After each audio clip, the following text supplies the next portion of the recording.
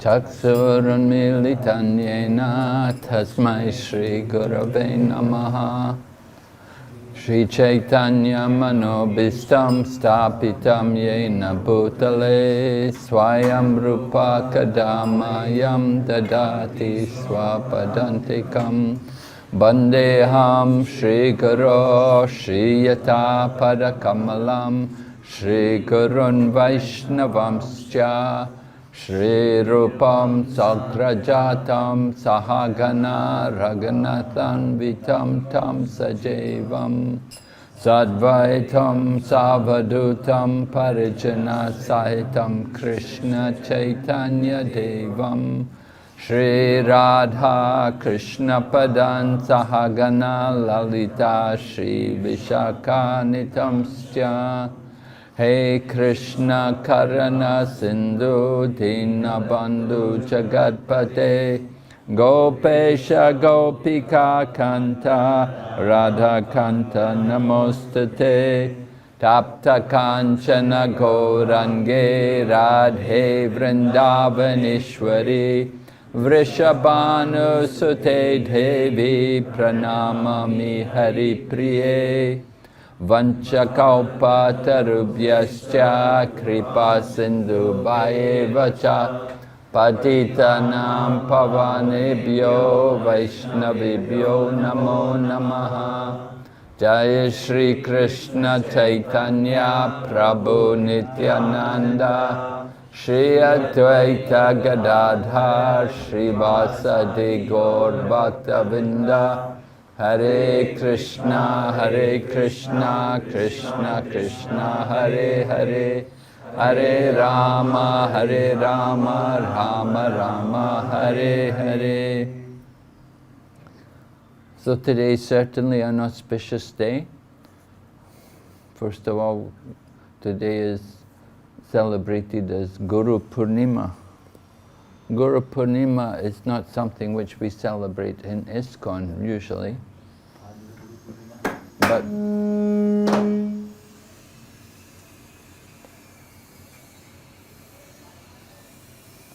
But Guru Purnima is like all the representatives of Srila Vyasadeva. They celebrate their appearance day today. Of course, in Iskcon, each individual spiritual teacher has his own Vyasa Puja. We make a distinction. The different days for the different devotees according to their appearance in this world. But some people, they do it all on one day. All the spiritual teachers are worshipped on this day. Today is also the disappearance day of Srila Sanatana Goswami. So Srila Sanatana Goswami appeared over in Jessore, in a village in Jessore. And we have a temple there in Jessore, if you go there, Rup Sanatan Mandir in Bangladesh. Anybody been to Bangladesh? Yeah? Been? No? Yeah? You been? During my profession. During your profession? Yeah? Okay. And so, we have many temples there, there's many devotees there. And Jessore, not far away from the border with India. And we have a nice temple there. So Sanatana Goswami, Rupa Goswami, they both appeared there. Later on, Sanatana Goswami was engaged in the service of the Nawab Hussain Shah. The Nawab Hussain Shah is quite a prominent personality in history. And recently I was in Ramakeli, and they have a number of places where the Nawab Hussain Shah utilized, like his home, or his palace, or his prison, different places. So a devotee there in over in Malda, which is just near to Ramakeli, he told me a number of tourists often come from America and from Europe and like that, historians, and they come to visit. And they come to visit because of the Nawab. They're interested in the Nawab. We are interested in Rupa and Sanatana Goswami and Chaitanya Mahaprabhu, because Ramakeli is one of the places where Sri Chaitanya Mahaprabhu came. He came there and he met Rupa and Sanatana. It's a very beautiful place, Ramakeli. If you get the opportunity sometime, you should go try to visit. Near to Malda. Malda from Mayapur is about 6 hours or something.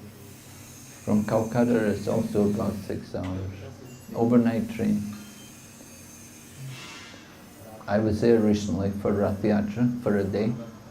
I went to Malda, went one night, had a program the next day and came back that night. So, Ramakeli is a beautiful village and there are many cows. You see a lot of cows roaming around. So when Rupa and Sanatana were living there, Sanatana Goswami was actually planning to make Ramakeli like a replica of Vrindavan. He was actually excavating Ramakeli, and there was a number of bathing ghats, lakes there, pakurs. And so he named each of them like Ramakund, Shamakund, and Lalita Kund, and Vishaka Kund, different, they were named. So there's a temple there. There's a small temple there which is maintained by the government. It's quite a nice temple. And also Bhaktisiddhanta Saraswati Prabhupada had installed the footprints of Sri Chaitanya Mahaprabhu there at Ramakeli. So Rupa and Sanatana were living there and they had been engaged by the Nawab. Sanatana Goswami had become the secretary to the Nawab. And the Nawab, he's like the emperor practically of Bengal. And Sanatana Goswami was his secretary. And you can read in the Chaitanya Charitamrita, it's described how the Nawab was saying to Sanatana that I have to go and fight. I depend on you to maintain everything, He was the secretary of the Nawab, personal secretary. So Sanatana Goswami was like in charge of everything. When the Nawab would go away with his army to fight, they would go like to Orissa to fight there, the different kings. And at that time Sanatana would be in charge. And they had been given names. They didn't actually give up Hindu Dharma, but practically speaking, almost like, because they changed the names. Sanatana became Dabir Kas, and Rupa Goswami became Sakara Malik.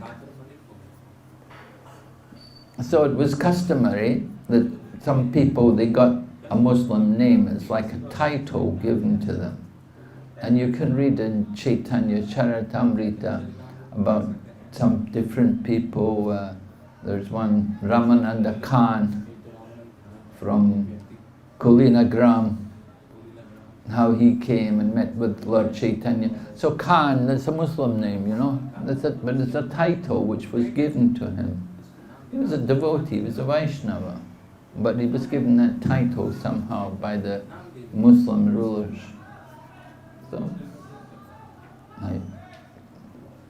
Prabhupada was talking about it to the devotees. He was explaining to them.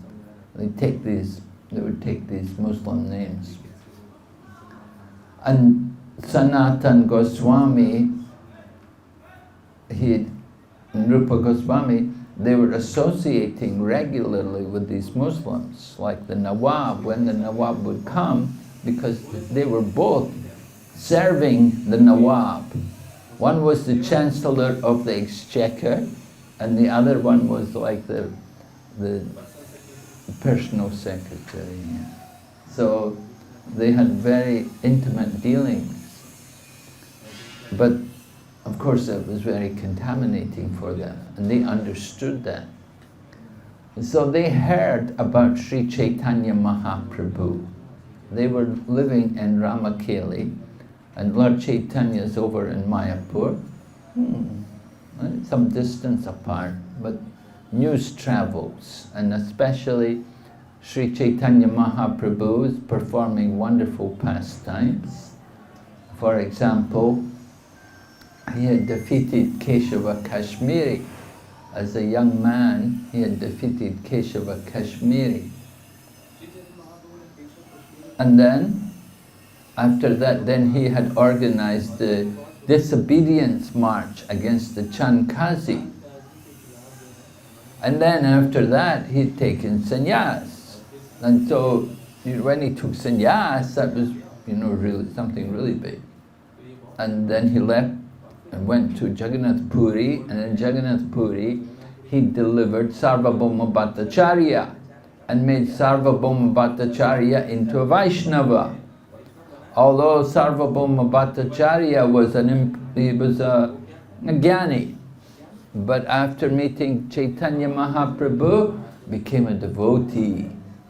And Sarvabhauma Bhattacharya, he was really prominent, because he was the one who was training all the sannyasis, teaching them Vedanta.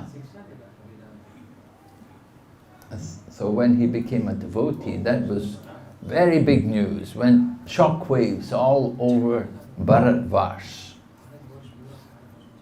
So Rupa and Sanatan, or Dabir Kas and Sakara Malik, they're in Ramakeli and they're hearing about this. So they started to write to Sri Chaitanya Mahaprabhu, and they wrote to him, and they expressed appreciation for his movement and for his teaching.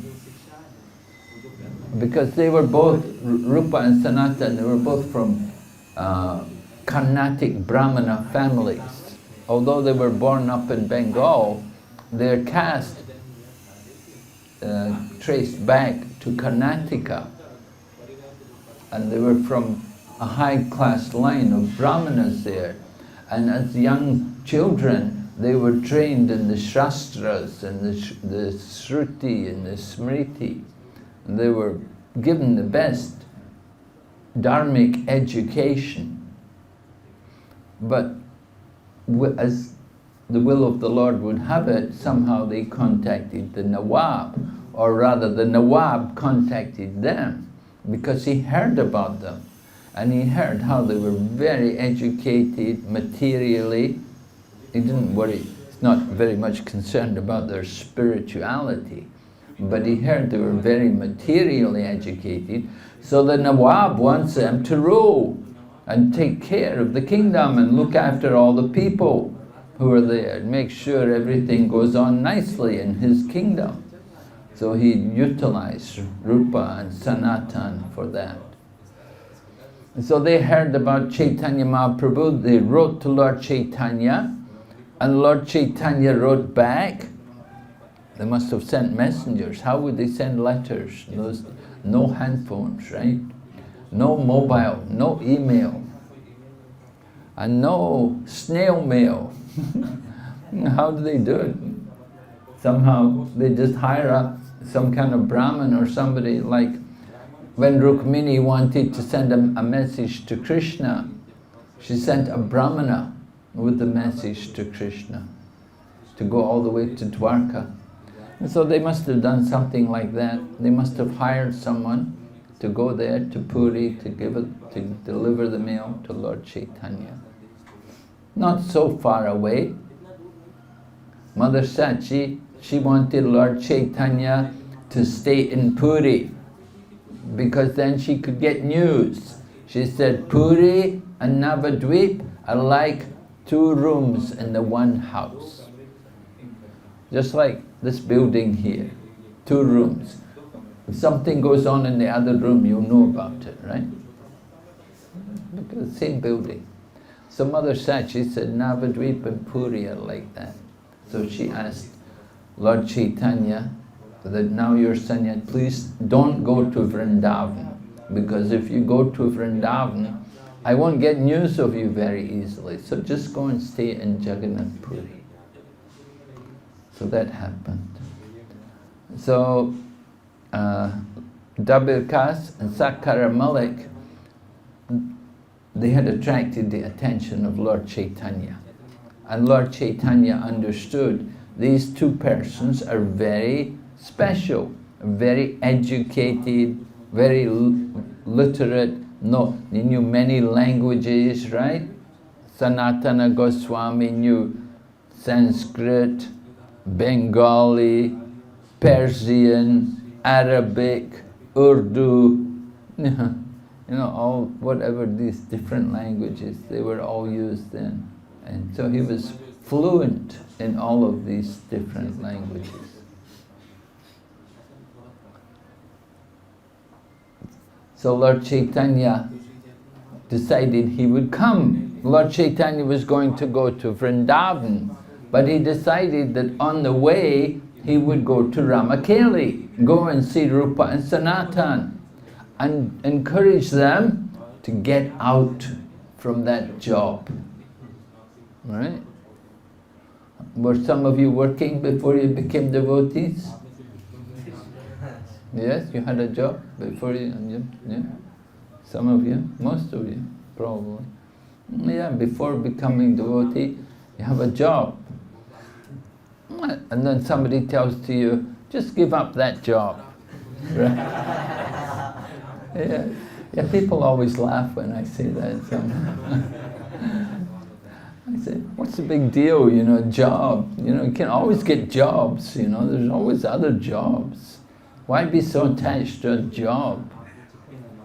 You give up the job and become a devotee. Especially the women go, oh. Because the married women especially, oh no, don't want my husband to give up his job. Anyway, Rupa and Sanatan, they got association from Lord Chaitanya Mahaprabhu at Ramakeli. And Lord Chaitanya told them, better you get out from this job. Serving the Nawab, these cow killers, meat eaters, not good association. Working for such people like that, certainly you get some karma. So Lord Chaitanya told them, you have to get out, give up this work. So Rupa Goswami, he immediately got away. Immediately he left, and he divided his wealth, whatever wealth he had. It's described he had a lot of wealth. So much it could fill a boat, right? But it said he divided his wealth in a very exemplary manner. He gave half to the brahmanas and the devotees. And he gave 25% to his family, and he kept 25% for himself, for emergencies. So Prabhupada said that's very ideal. Sometimes people they say, oh, I have to give half my income. Well, Rupa Goswami did that when he was retiring. You have to understand, he was not a young man, he was getting older. And he was retiring from work. When you're working in a job, you just begin to work. You're a young man and you have a family, you may have children, and so you can't really, it's not easy to give 50%. Unless you're a big businessman or very successful and you make a lot of money or something. Some people can do it, but not many people. It's very difficult to be able to give 50%. Kolaveka Sridhar used to do it, of course. He was an exception. All right, so Rupa Goswami, he got away, and Sanatana Goswami, somehow, he couldn't get away immediately, and he was held back. And he was engaging in doing many different activities to purify himself for becoming a devotee, because he's going to leave the job. So he's purifying himself. So he had brahmanas come do yajna, and he had other brahmanas come teach him the Srimad Bhagavatam, and he had brahmanas come feed the brahmanas and do charity. He was doing all these different activities. He was preparing for leaving. So he was not going to job, he was not going to office. And so the Nawab wondered, where is our Dabir Kas? What's happening? And they said, oh, he's not well. They told the Nawab, he's not well, he's not coming to office.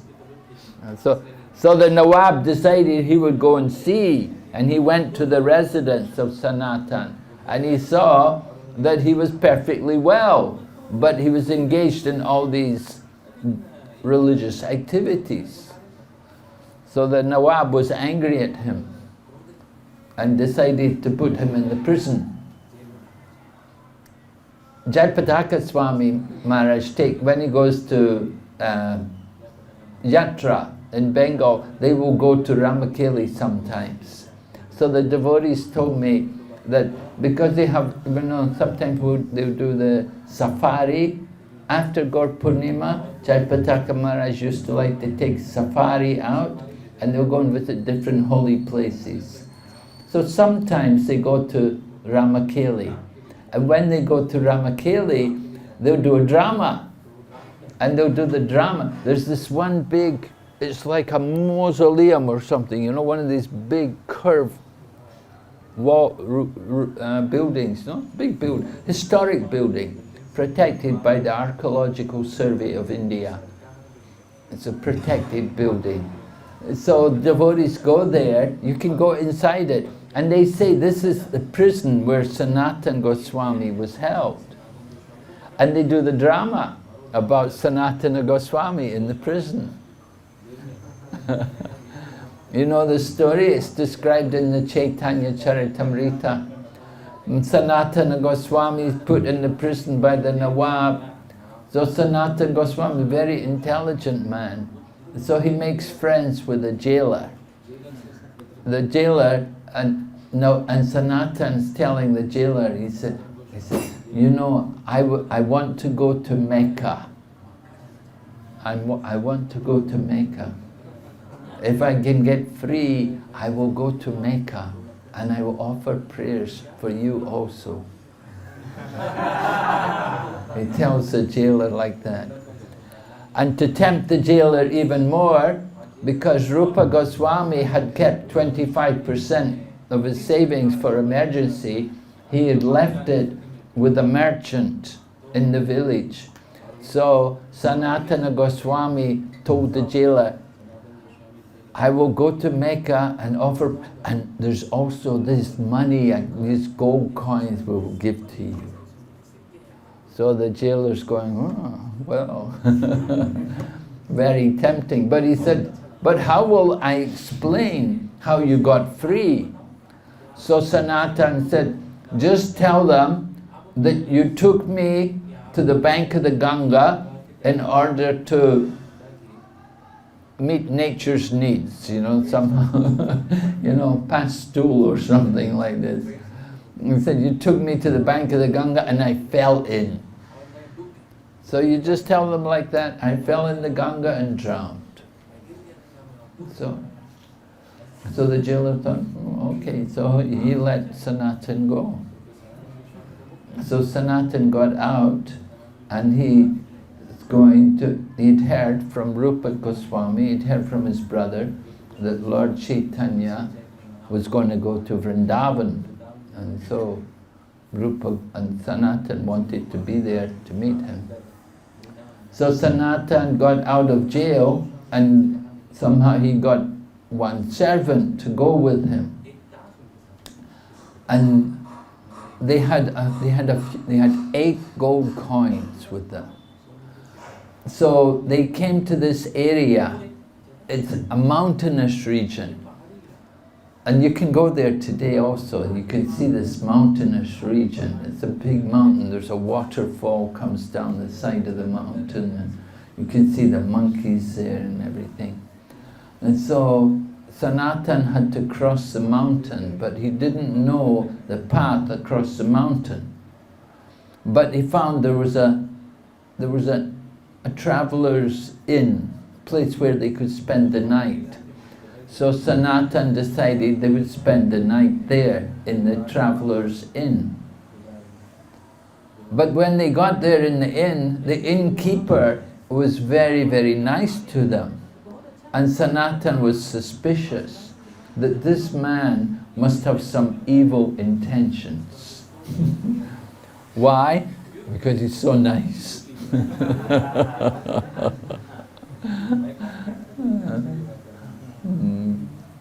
So Sanatana was suspicious that this man must have some evil intention. So what happened, the gold coins were with the servant who was with Sanatana. So Sanatana asked the servant, have you got the gold coin? Have you got gold coins with you? And the servant said, yes. So he told the servant, he said, give them to that man, give them to the innkeeper, just give him the gold coins. So they gave the innkeeper the gold coins, and when the innkeeper got the gold coins, then he felt very happy. He said, you know, I was going to kill you to get the, because somehow the innkeeper knew that they were carrying money, and he was planning to kill them in the night. But they'd given the money, so the innkeeper felt grateful. But what happened was the servant didn't give all the money. He kept 1 gold coin for himself. So the servant still had this 1 gold coin. So Sanatana told the servant, he said, now you go back. He said, you go back. He said, don't come with me, because you'll just bring a death load on me, because you're attached, attached to wealth. Sanatana wants to give up everything, completely renounce everything. So the innkeeper was so appreciative that they'd given him the gold coins. He said, I will arrange for you to cross the mountain. And so in this way Sanatana crossed the mountain. And then he came to a place where one of his relatives was. A nephew was there. And the nephew saw Sanatana, and he saw he'd been in prison, so his clothes were old. They didn't look very fresh. Usually when he would see his uncle, he would see him well dressed. But this time, because he'd just come out of prison, he had oldish, raggy-ish clothes. So his nephew gave him a nice blanket, a beautiful blanket with embroidery on it. So Sanatana took the blanket and he was wearing it. And then he went on and he went to Benares. And it was in Benares that he met Sri Chaitanya Mahaprabhu. He was actually waiting outside the door of the house. And Lord Chaitanya was inside with Tapana Mishra and Chandrasekhar Acharya. And Lord Chaitanya he said, a great devotee has now come. He's out the door. Go outside and bring him in. And so one of them went outside and they saw this man who, he looked like a Muslim mendicant. And because you know the Muslims, you know, they have the beard, you know, the mustache and the beard. And even the clothes, you know, they wear these different clothes. You can tell immediately somebody's a Muslim. You know, it's not hard to guess, you know, who is a Muslim, because they don't shave the faces, right?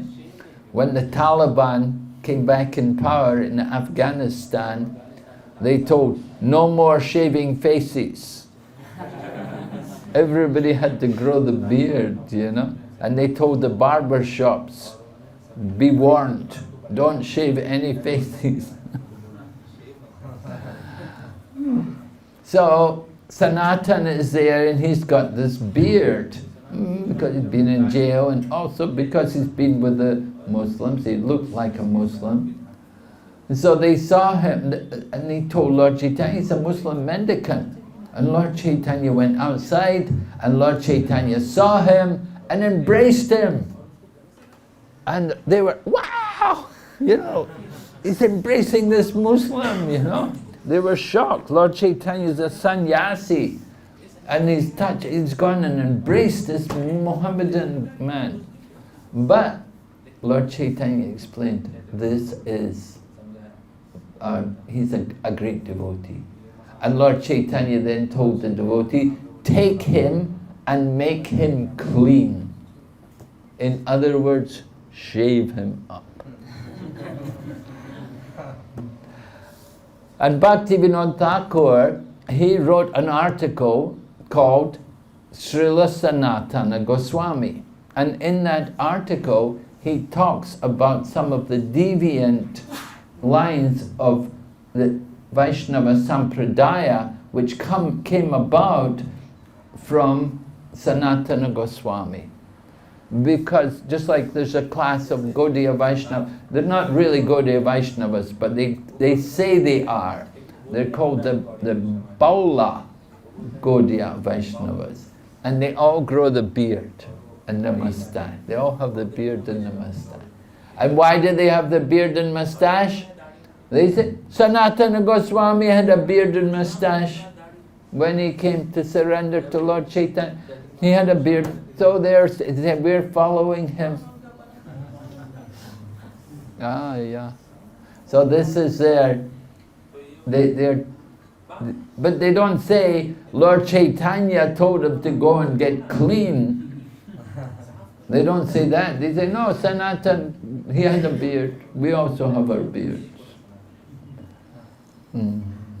Sometimes devotees would grow beards also in Prabhupada's time, and Prabhupada would just encourage them, you know, go and shave, don't grow this. Of course, Chaturmasya, maybe you could do it. Chaturmasya. When some devotees asked Prabhupada about doing Chaturmasya and growing beard and hair, and Prabhupada said, he said, for you, it will be sense gratification. To have long hair and beard, this is sense gratification for you. It's not the austerity. For the pure-hearted Vaishnava, it's the austerity. You know, we like to be clean. But sometimes people, they like, you know, from the hippie days and from the days before, you know, before being devotees, had hair, long hair and beard. Anyway, Lord Chaitanya got Sanatana shaved up and made clean, but he still had his blanket. And Lord Chaitanya was looking, he didn't say anything, but he was looking at the blanket. And Sanatana could understand that this blanket is not appropriate. So he went to bathe, and he went to some bathing ghat nearby, and at the bathing ghat there was some poor beggar who had a very ragged quilt. So Sanatana Goswami went there and he said to the beggar, he said, please, can I exchange my blanket with your quilt? I will give you mine. And the beggar said, oh, please, don't make fun of me. Please, don't ridicule me. I'm a poor man. I cannot afford a proper quilt. But Sanatana begged him. He said, no, I'm not joking with you. I'm serious. Please, kindly give me your blanket and you take this one. So that's what happened. They changed the blanket. And Sanatana came back. And Lord Chaitanya was very pleased. Oh, very nice. Very nice. So then Sanatana stayed there in Benares for 2 months with Lord Chaitanya Mahaprabhu. Rupa Goswami, Rupa Goswami had met Lord Chaitanya at the Prayagraj, we call it today, Prayagraj, right? Where the Ganga and the Yamuna meet, Dash Ashwamedha Ghat. And Rupa Goswami got instruction from Lord Chaitanya for 10 days. But Sanatana Goswami, he got instruction for 2 months. And then after getting instruction from Lord Chaitanya Mahaprabhu, then Lord Chaitanya sent him to Vrindavan. He said, I have already sent your brother there. This is your Prabhu Datta Desh. Prabhu Datta Desh, the place given by the Prabhu. Prabhu means the spiritual teacher. So you get some place, the teacher, you go and preach there. Becomes your Prabhu Datta Desh. Just like His Holiness Gaur Govinda Swami Maharaj. Prabhupada told him, you go to Bhubaneswar. Land had been donated there, and you go there, and he was Oriya man, he could speak the language, you go there and preach there. Prabhu Datta Desh. Some different places, there were different devotees were sent different places. You know, Brahmananda was sent to Africa. Upendra was sent to Australia. Garga Muni went to Pakistan. Different places, you see. Prabhupada sent them for preaching. Prabhu Datta Desh. So Rupa and Sanatan, they were sent to Vrindavan. Already there was a couple of devotees there, Lokanath Swami, and also, who else was there? Who was the other Goswami? Who was there? Huh? Huh? Bhugarbha. Huh? Okay, Bhugarbha Goswami. So Lokanath Swami, Bhugarbha, they had been there, but they hadn't done very much. But Rupa and Sanatan came there, and they were given the task to excavate the place of Krishna's pastimes and to establish a temple also to show the proper worship of the Lord. Now they did not bring any money with them. They'd gone to Vrindavan, they did not bring money with them. But still, somehow, they were able to worship. They were able to build temple there. And Sanatan's temple, of course, that is Madan Mohan temple. Very near our Krishna Balaram temple. So, Sanatana Goswami also wrote important books. Brihad Bhagavat Amrita. Right? How many of you read Brihad Bhagavat Amrita? Have you read it? No? You're still reading Prabhupada's books. Right? Brihad Bhagavat Amrita, written by Sanatana Goswami. And Prabhupada mentions in Chaitanya Charitamrita about it. It's a very important book. Sanatana Goswami also wrote Krishna Lila Stava. He wrote also a book about Vaishnava etiquette. So he did a lot of work.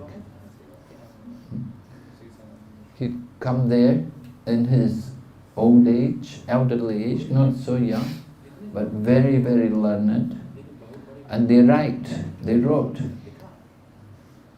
While I was we went one day, we went from Mayapur, we went to visit a place some distance away from Mayapur, where Vrindavan Das Thakur has his copy of the Chaitanya Bhagavat, his handwritten Chaitanya Bhagavat, the original Chaitanya Bhagavat. It's kept up there. There's a village there, not so far away, a few hours away from Mayapur. And there's this one place, and they have the original Chaitanya Bhagavat written by Vrindavan Das Thakur. So Rupa and Sanatana, they were also writing the same way. They were writing on palm leaves. Writing on palm leaves, you know. We're, what do? You know, we type some things, you know, on our, you have a laptop and you type. But Rupa and Sanatana and Vrindavan Das Thakur, they're writing by hand. Wow. It's so amazing how they, you know, how they do it. And the handwriting's so nice. You know, usually when I write something, and you write something, then rub it out and change it, you know, you make some changes, alterations, corrections. How would they do it? You know, they have palm leaves, just like that, not very big. And they write with ink somehow. They have some kind of feather, peacock feather, and the ink, and they write. So, like this, Sanatana Goswami was living in Vrindavan and chanting the holy name as well, and begging also, doing madhukari, and living under a different tree every night, doing great austerities. So in this way, Sanatana Goswami was living there in Vrindavan. So today is the glorious disappearance of Srila Sanatana Goswami. He returned to his eternal abode in the spiritual world. Today is also the disappearance of Srila Prabhupada's very dear disciple, His Holiness Bhakti Charu Swami. So Srila Bhakti Charu Swami came to the Krishna consciousness movement. It was the year 1977. It was the final year of Prabhupada's manifested pastimes. He was from Calcutta, and he started to come to our Albert Road temple, and the temple president there at that time was a Prabhupada disciple named Abhirama Prabhu, an American-bodied devotee. So Abhirama met him and liked him, took an interest in him. And so he was interested, he wanted to read one of Prabhupada's books. But in those days, we hardly had books. There were no books. You know, in the time of Indira Gandhi, India was a different place, you know. There were none of these franchise companies, you know, like what you see in India today. There's so many foreign brands and everything. But in the times of Indira Gandhi, the 1970s, India was quite basic and simple. Everything was Indian. It was all the local produce. There was nothing imported. And paper was scarce. It was very difficult to get paper to print books. You had to get permission from the government to get one book printed.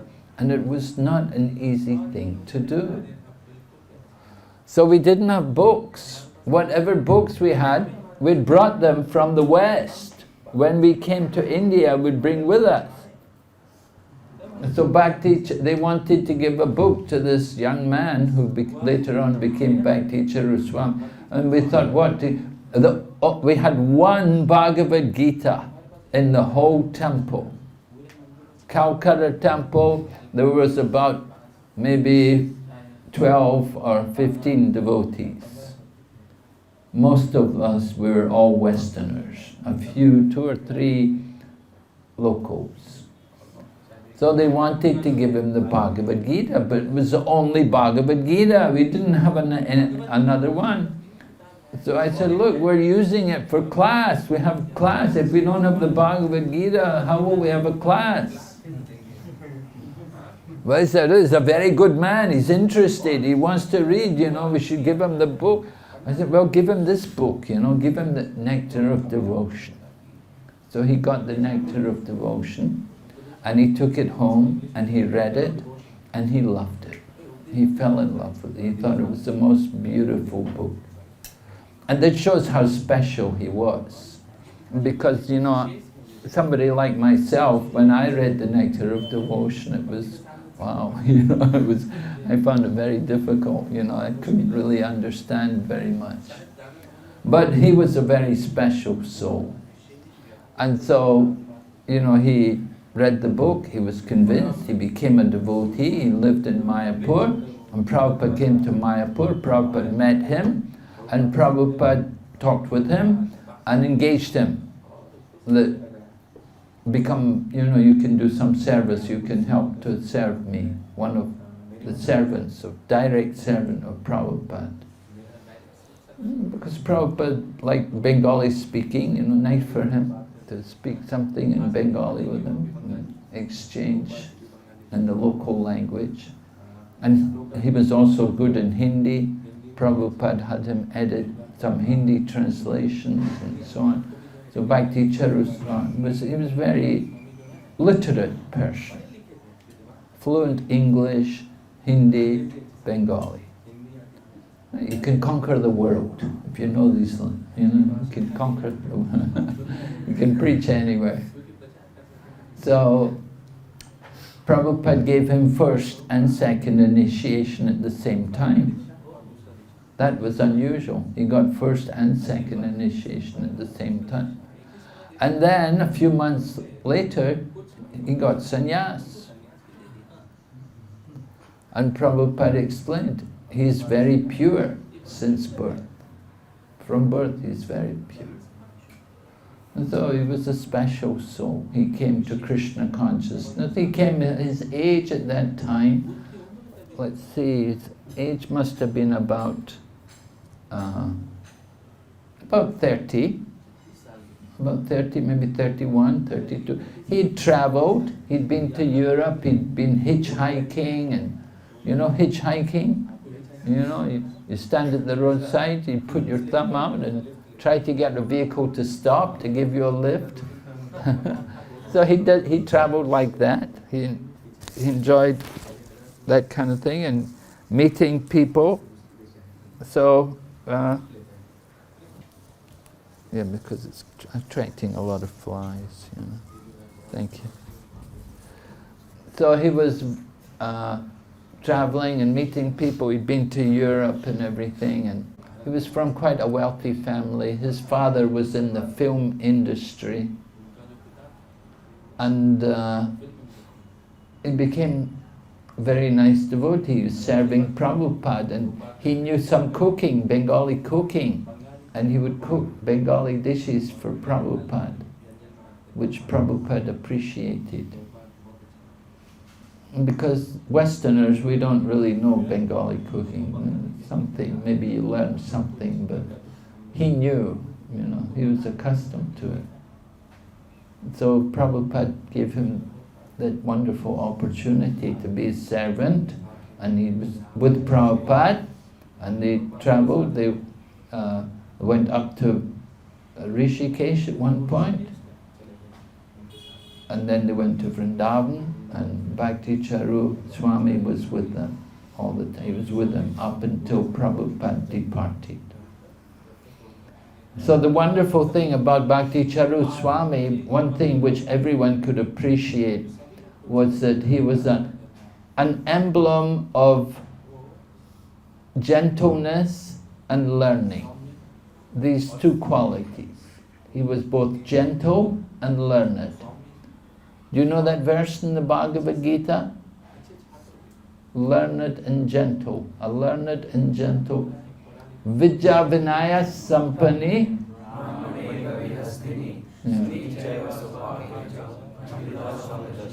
Yeah, you know the verse. You didn't know learned and gentle though.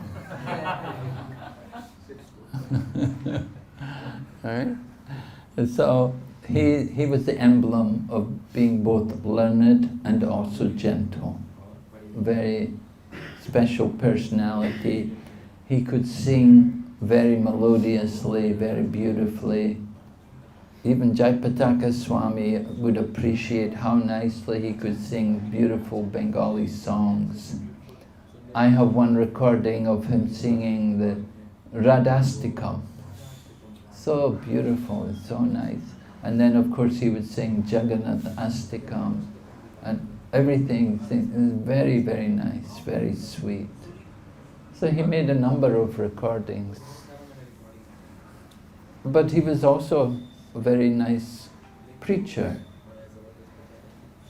And he would preach, of course he preached in Bengali. He went also to Bangladesh, preached there. And preached extensively in Europe and South Africa, Australia, America. And people generally, particularly the Hindu community, they would be very impressed to see such a nice cultured man, well-mannered, very gentle and very learned. So it was really a great loss for our Krishna consciousness movement that he departed. Of course, he was not a young man, he was 75 when he departed. And so Prabhupada said, he said, 70 years and 10, it is already past. You know the meaning? 70 years and 10? 70. 1 score is 20 years. 70 is 60, and then plus 10, 70. So once you get to 70, you can die anytime. Prabhupada used to say. He said, Prabhupada would say, 70 years and 10, it is already past. Now once you get to that age, death can come anytime. You don't know when it will come, any day it will come. It's in the Bible actually, mentions like that, 70 years and 10. And Prabhupada knew this, and Prabhupada was quoting that. Prabhupada. So Bhakti Charu Swami was 75, and he was traveling extensively. He liked to go and preach different places. He'd been in Ujjain, and then from Ujjain he went to Nasik. And in Nasik he stayed there and preached there for a day or two. And then from Nasik, then he went to Mumbai, preached there, then took the flight to America. And he was in America, he's developing a project there in Florida. He'd taken, one of his men had taken a farm on his request. It used to be a Christian missionary place, and they'd taken it and they were developing it as a Krishna conscious center, that they could have cows there, and at the same time they could have seminars and people could come there. So at that time somehow he got COVID. And he got COVID, and so the doctors, he didn't want really to go into the hospital and to take the treatment, but the doctor told him, if you don't, you'll be dead in a few days. And as it was, he departed anyway. And so it was very, very unfortunate. But still we were very blessed that his divine body could be brought back to Mayapur. And we're very thankful to the Chief Minister of Bengal, Mamata Banerjee, that she facilitated that the devotees approached her and asked her to help. Because usually, particularly a COVID patient, to bring the body back to India, no, could never do it. But somehow they arranged it. She could arrange it. And they thought, we definitely want his body back here. We want it to be in India, in Mayapur. And she arranged it. We got it back. And his samadhi is there now in Mayapur. It's a very nice samadhi, beautiful samadhi, designed by the TOVP team. Very beautiful. So we're feeling his separation today, because it was on this day 2 years ago that he departed from the world.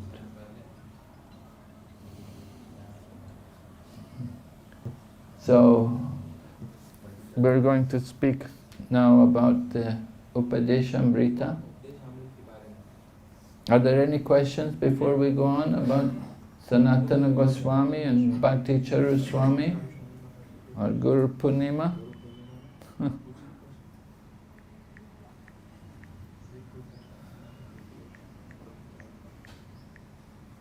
Okay.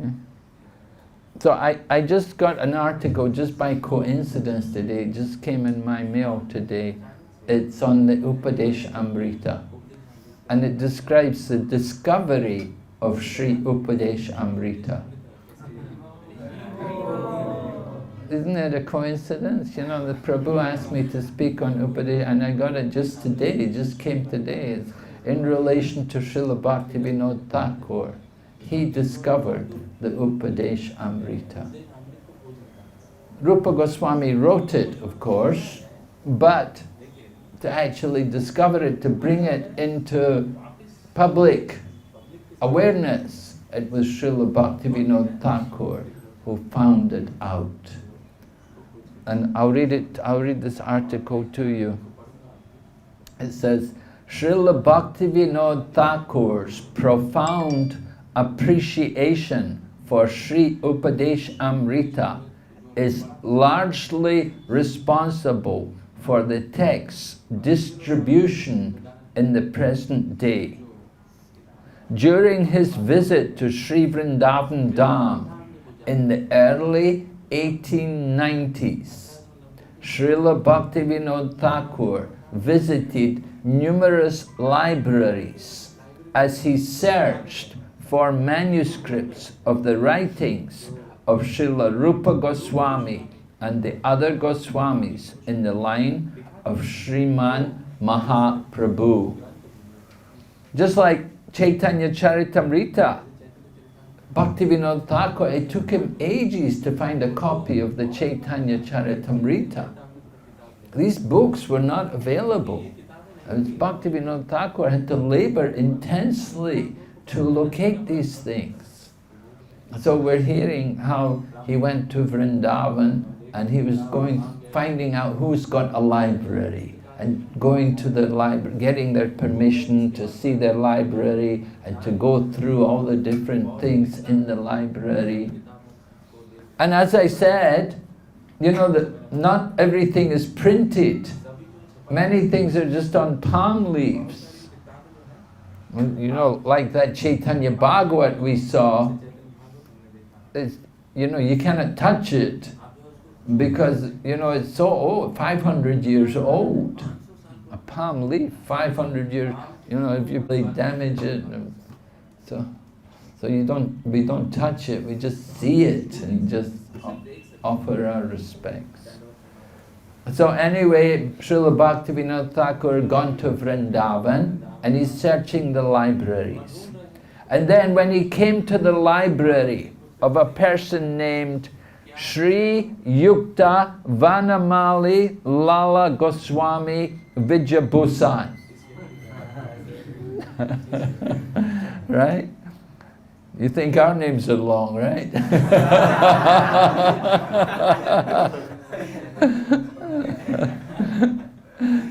How about that name? Sri Yukta Vanamali Lala Goswami Vijabhusan, a Mahashaya of Sri Radha Raman Gera. He found for the first time a copy of Sri Upadesh Amrita. When Sri Yukta Vanamali Goswami was visited by followers of Srila Bhaktivinoda Thakur on 28th of October 1940, he recounted. So this is like 50 years later, after Bhaktivinoda Thakur had gone there to find the Upadeshamrita. 50 years later, followers of Bhaktivinoda Thakur went to Vrindavan And they met this man, and he recounted what happened. And it's documented in the Gaudiya 21.5 to 8. The Gaudiya must be a magazine or some patrika which they publish. So the incident was recounted that when he first handed Srila Bhaktivinoda Thakur a copy of Sri Upadesh Amrita, the Thakur became so deeply astonished and delighted to read the text that he held the manuscript to his head and became overwhelmed by ecstatic symptoms of divine love. His voice began to falter as he repeatedly tried to express his joy in marveling at how profoundly benefited the whole world would be by receiving Sri Upadesh Amrita. Sri Yukta Vanamali Goswami thereafter readily gave Srila Bhaktivinoda Thakur a handwritten copy of the text from his forefathers' library, so that it could be printed on a modern press and widely distributed. This is from the introduction of a book called the Sri Chaitanya Saraswati Math edition of Sri Upadesh Amrita, published in 2019 by the Math's London chapter. So Upadesh Amrita, very important book. Actually what happened, how Prabhupada came to write it, I heard there was this one devotee, he was an American, and he'd been serving in India, and somehow he'd gone into the Gaudiya Math and got involved with the Gaudiya Math. And in the Gaudiya Math, they'd made him a sannyasi. You know, in the Gaudiya Math, there's a lot of sannyasis. In Iskcon, we don't have very many sannyasis. Gaudiya Math, they have many sannyasis. So he'd gone to the Gaudiya Math and they made him a sannyas, because Prabhupada wasn't there in India. There was nothing in India. He'd just come to India on his own. And he was staying in the Gaudiya Math and got involved with the Gaudiya Math, and he ended up, they initiated him as a sannyasi. So later on, Prabhupada came back to India and began Iskcon in India.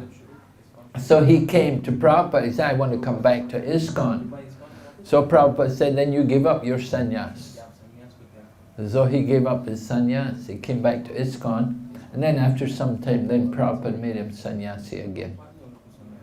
But he was the one, because he'd been in the Gaudiya Math, and he'd seen this Upadesh Amrita, and he liked it. And he told Prabhupada, he said, Srila Prabhupada, you should also write a commentary on Upadesh Amrita. And Prabhupada thought, yes, very nice, I should. So at his request, Prabhupada wrote this Upadesh Amrita. And when Prabhupada wrote the Upadesh Amrita, when it first came out, you know, the BBT, some of the BBT people, they were looking at it even before they printed it. They thought, oh, Radha Kund, because it talks about Radha Kund, and so we'd been hearing Prabhupada say, don't go to Radha Kund, and beware of the Babajis at Radha Kund, and all that. So they thought, oh, this is very, very high.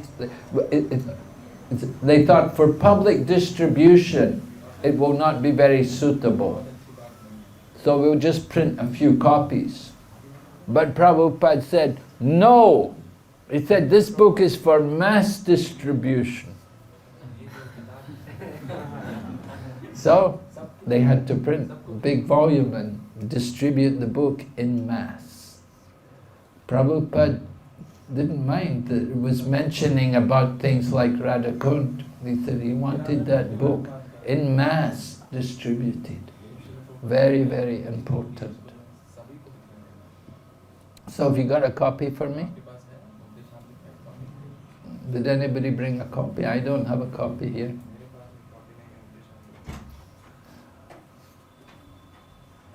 I've got Upadeshamrita is one of the prescribed texts, which we use for Bhakti Shastri. How many of you have completed Bhakti Shastri? Yeah, it's only a few, huh? Yeah. You haven't done Bhakti Shastri? Did you all do that? The Iskcon disciple course? You did the disciple course, yeah. Yeah, you have to do that. Then you should go on and do Bhakti Shastri. Bhakti Shastri. Nowadays, many spiritual masters, they will insist that you complete Bhakti Shastri before taking second initiation. You want to get your second initiation, you must do first Bhakti Shastri. You must study the philosophy. So Bhakti Shastri is the basic philosophy. Bhagavad Gita, Nectar of Devotion, first part, and then Upadeshamrita, Ishopanishad, these books. So this book was very important for Srila Prabhupada.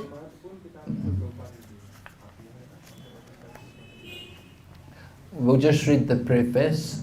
The Krishna consciousness movement is conducted under the supervision of Srila Rupa Goswami. The Gaudiya Vaishnavas, or Bengali Vaishnavas, are mostly followers of Sri Chaitanya Mahaprabhu, of whom the 6 Goswamis of Vrindavan are direct disciples. Therefore, Srila Narottam Das Thakur has sung Rupa Raghunatha Pade Haebi Akuti Kabehama Pujahabase Yugala Priti. When I am eager to understand the literature given by the Goswamis, then I shall be able to understand the transcendental loving affairs of Radha and Krishna. Right? You want to understand the pastimes of Radha and Krishna? Oh my goodness. You're so eager. Are you qualified to understand the pastimes of Radha and Krishna? First you have to follow in the footsteps of Rupa and Raghunath, right? When you're eager to understand the literatures given by Rupa and Raghunath, then you will be able to understand Yugala Priti, the conjugal pastimes of Radha and Krishna. There was one book, Srila Bhaktisiddhanta Saraswati found one book about the pastimes of Radha and Krishna, and he thought it was very wonderful. And he told his father, he told Srila Bhaktivinoda Thakur, oh, this is such a wonderful book. I think we should print this book for everyone. Srila Bhaktivinoda Thakur said, you can print one copy for yourself. He said, you're the only one qualified to read that book. Because the book was very esoteric. It was about the loving dealings between Radha and Krishna. So we see people often prematurely, they jump to the highest things. Instead of going step by step, they want to jump up to the topmost level to try to understand things on the highest level. It's very dangerous. We have to be very cautious how to approach Krishna consciousness. So Srila Prabhupada was very concerned. At the same time, some people argue, they say, well look, Srila Prabhupada gave us the 10th canto Srimad Bhagavatam. He gave us the Krishna book. So that's the 10th canto Srimad Bhagavatam. That was the first book I got. You know? So, are we qualified to look on the face of Krishna? The 10th canto is face, right? The first 2 cantos are the Pada Padma. the lotus feet. And the other cantos are different limbs of the body of Krishna, and the 10th canto is the shining face of Krishna. And so we should, when we go for darshan of the deities, we begin from the lotus feet and we look up, gradually up to the highest level. We don't want to go prematurely. So Srila Prabhupada, however, in writing the Krishna book, was very careful to present the book in such a manner that even a neophyte devotee can understand these topics of Krishna. Srila Prabhupada was very expert in presenting the highest thing and putting it somehow on the lowest level. One of Prabhupada's godbrothers, he didn't have a very good respect for Prabhupada. You know, when Srila Prabhupada went to the West to preach Krishna consciousness, some of Prabhupada's godbrothers were, you know, they were doubtful. They thought, oh, he'll fall down, he won't do anything there, he won't be able to do anything. They didn't think it possible. But when Prabhupada went there and came back with devotees, then they were quite shocked. It was quite a surprise that he could come back with Westerners, bring them back to India.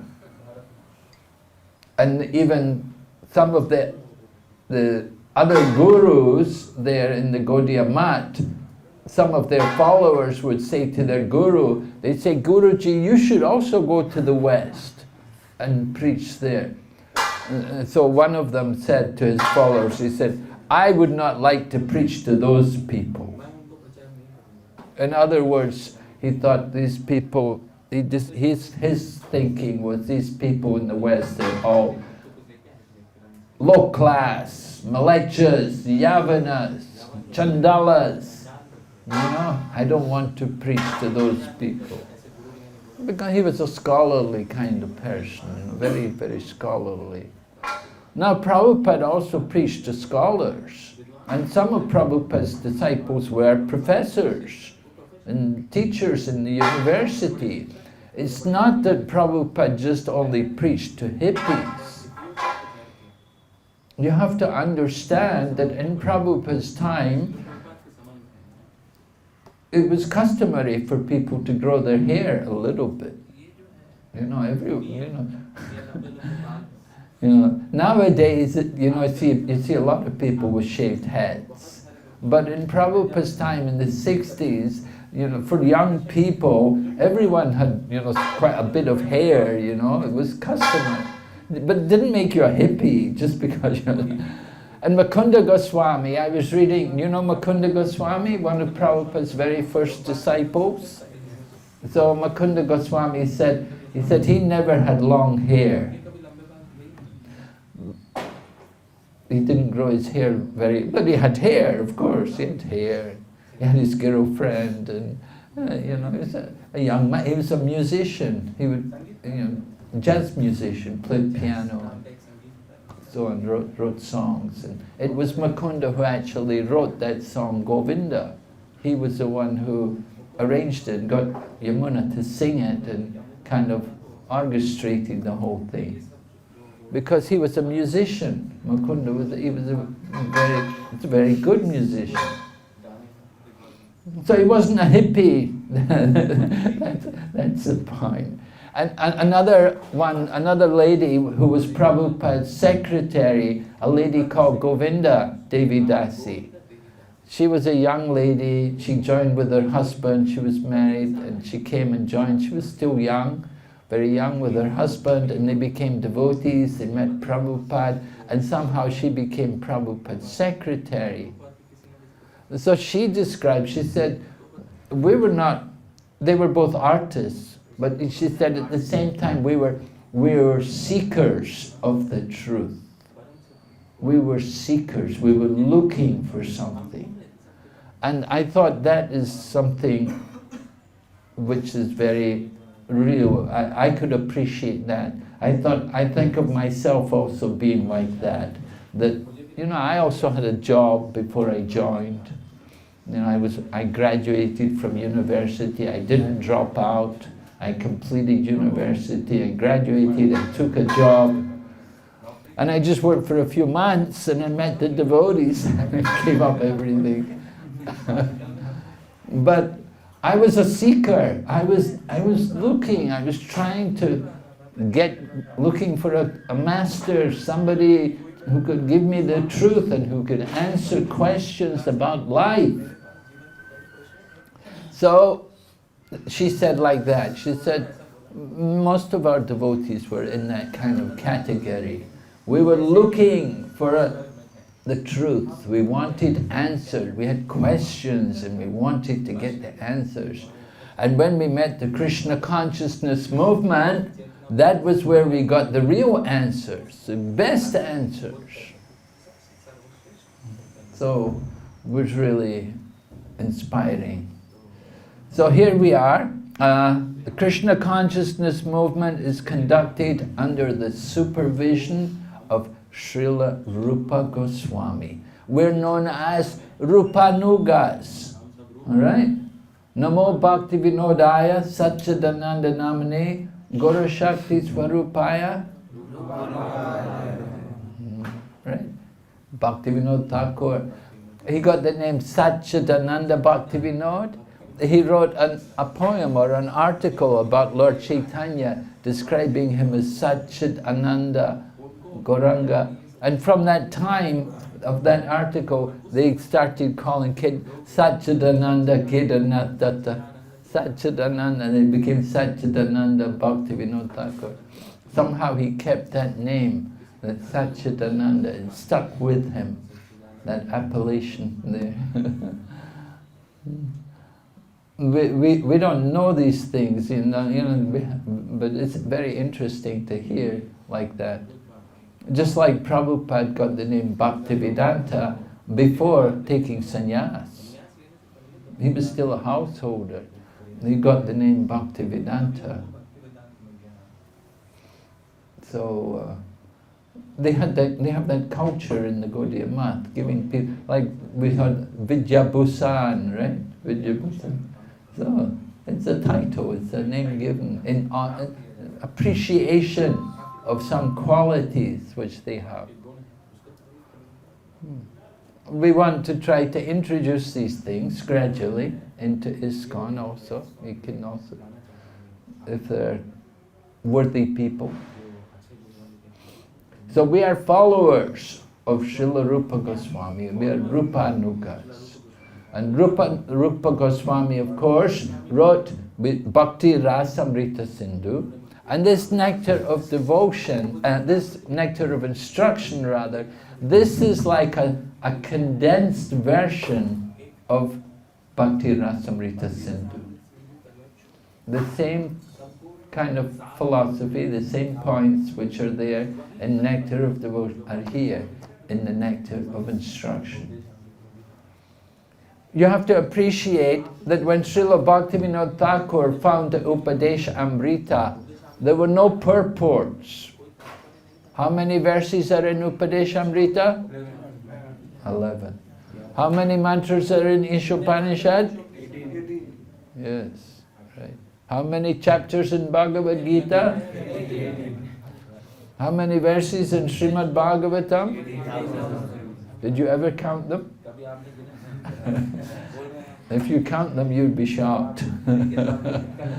It doesn't come up to 18,000, but they explain there's 18,000 because the manner, some of the verses are written in prose, so they're not just one verse. So to actually get 18,000, you have to understand how they divide the verses. It's not just the number of the verse. How many verses in Valmiki Ramayana? 24,000. How many syllables in the Gayatri Mantra? 24. Yeah. So Valmiki Ramayana, each 1,000 verses, he begins with a syllable from the Gayatri Mantra. So, Valmiki Ramayana is an expression of meditation on the Supreme Lord, just like Gayatri Mantra is a meditation on the Supreme Lord. Valmiki Ramayana is also meditation on the Supreme Lord. So we're meditating on Rupa Goswami and his instructions here, the nectar of instruction. We want to follow in the footsteps of Srila Rupa Goswami. Prabhupada gave sannyas to Satsvarupa Maharaj and Hridayananda Maharaj, 1972 or 73. The first Goswami was Tamal Krishna Goswami. Tamal Krishna Goswami, he took sannyas in Jaipur in front of Radha Govinda, and he took it on the, was it Vasant Panchami? I think it was Vasant Panchami when he took the sannyas. Anyway, Tamal Krishna got the title Goswami. At that time, Prabhupada told him, he told the devotees, he said, he has given up everything to preach Krishna consciousness. Because Tamal Krishna Goswami had been a householder, he had accepted a wife, but he was taking sannyas as a young man. And he'd also been the GBC, but in that time, if you become a sannyasi, the standard was that you're going to take sannyas, you give up being GBC. You can't be a manager because sannyasi's duty is just to preach, not so much managing, not so much administration. Sometimes they have to do it, but generally sannyasis just travel to preach. So Tamal Krishna was the first Goswami, and then later on in the USA, Hridayananda Maharaj and Satsvarupa Maharaj both got sannyas. They'd both been in householder life, and they both got the name Goswami. So they asked Prabhupada, what does it mean to be a Goswami? And at that time, Prabhupada told them, you study the Goswami Astikam.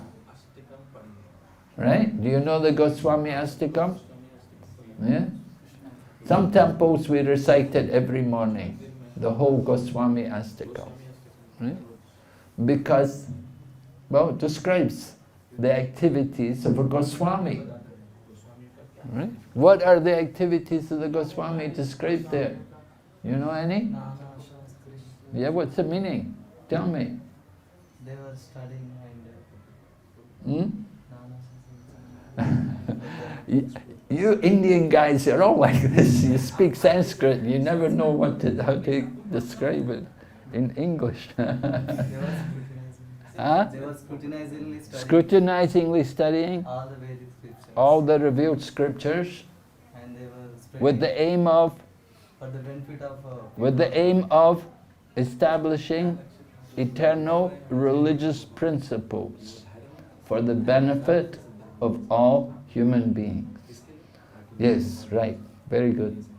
Not bad. Pretty good. You're pretty close. Yeah, you know the meaning.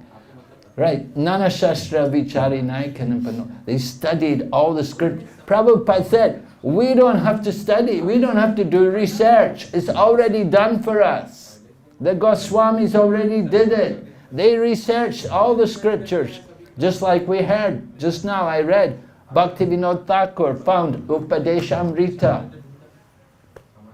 The books are already there. Chaitanya Charitamrita is there. We don't have to go and look, where is the Chaitanya Charitamrita? It's already there for us. We're so fortunate. And what to speak, you know, Bhaktivinoda Thakur, he found Upadesha, he just found 11 verses. Then he wrote a commentary on it.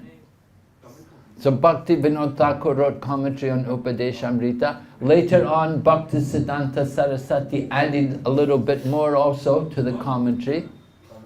And there's another commentary by a man from the Radha Raman temple in Vrindavan.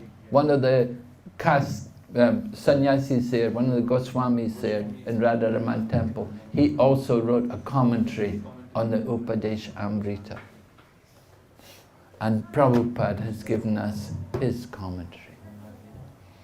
So we're so fortunate because we've not only got the text, but we've got the Acharya's opinion. In Prabhupada's book, he will say this, Bhaktivinoda Thakur writes in his commentary, and Bhaktisiddhanta Saraswati said in his commentary. Prabhupada is giving us everything. And you can see in Srimad Bhagavatam how Prabhupada said, Ramanujacharya says like this, and Sridhar Swami said like that, and Ballabhacharya says, and he quotes all the acharyas wherever it's important. We're so fortunate. We have to take advantage of all of these wonderful gifts. Right? Our family treasures. Just like, family, they have the family heirlooms. Maybe in the family they keep their treasure, they keep jewelry, valuable jewels and so on. They keep it, it's their treasure, and they pass it on to the father passes it on to the eldest son, like the eldest son passes to his son, the family heirloom. So we have our treasures, right? These books, Prabhupada's books, they're so valuable. There's so much nectar, so much to be gained from them. So we are following in the tradition of Srila Rupa Goswami. Rupa Goswami, sometimes he's described as the leader of the Goswamis. Actually, he's the younger brother of Srila Sanatana Goswami. He was younger brother. Sanatana was senior. But sometimes they say Rupa Goswami is the senior because his books were so elevated. He wrote, of course, 2 dramas, Lalita Madhava and Vidagdha Madhava, 2 important dramas. Did you ever try to read them? Very difficult. Very difficult. You don't know where to begin. If you look at the book, it's so bewildering. But they're very famous dramas. 2 dramas.